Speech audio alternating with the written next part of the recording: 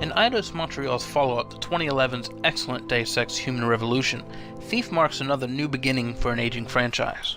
Full disclosure, I'm a huge fan of the stealth genre. Sneaking around, manipulating enemies, and using environments to your advantage is my definition of fun. So when Thief was announced, I was excited by the prospect of playing a true stealth game. The real question being, is Thief worthy of its namesake, or is it just a petty criminal after your $60?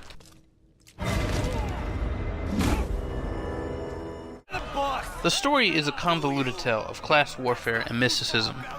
Thief's plot twists are predictable, and what few mysteries remain aren't interesting enough to warrant solving. The characters who inhabit this world are flat and one-dimensional, and at no point does the game attempt to build them into anything more. Fortunately, Thief does have some redeeming qualities. That's a lot of guards. Set in a run-down sprawl of a city, Thief is a game shrouded in perpetual darkness, with only tiny pockets of light to portray your presence. The atmosphere is palpable.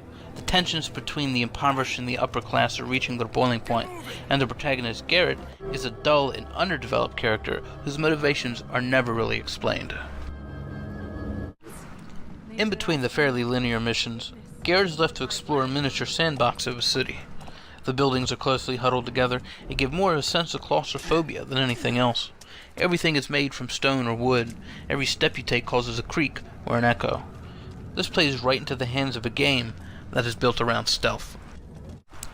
Unfortunately, the level design, while not exactly bad, can be confusing and tiresome to traverse over and over again. Everything kind of looks the same, and the in-game map is one of the most confusing things that I've ever seen. Thief also suffers from being broken up into tiny sections, which must be loaded before you can open some windows and doors. I was also completely underwhelmed by the theft in the game. Players never embark on an epic heist to make off with wealth or treasure. Instead, players ruffle through drawers for spoons and picture frames as they nickel and dime their way towards riches. I never felt like a master thief. Instead, I just felt like a guy in a hood with a knack for petty theft. The game doesn't do anything original or experiment with traditional stealth mechanics either. The mechanics that are in the game are polished enough that I would play Thief again. That is, unless we're talking about the horrible melee controls. Garrett really can't hold his own in a fight. Seriously, running is preferable than going through this.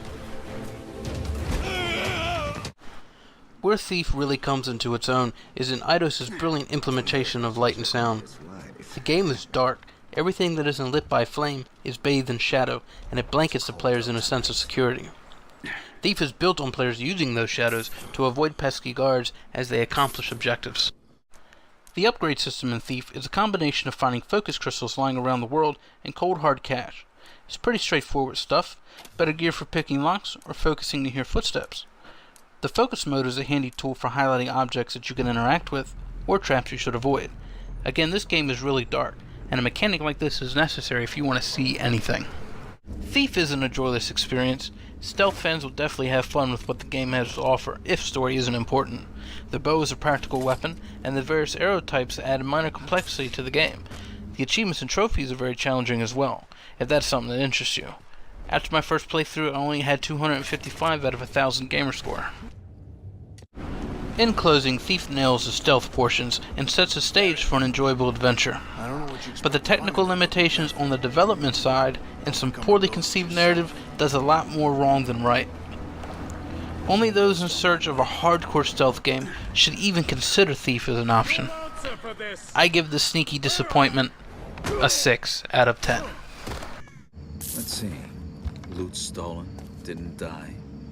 That's everything.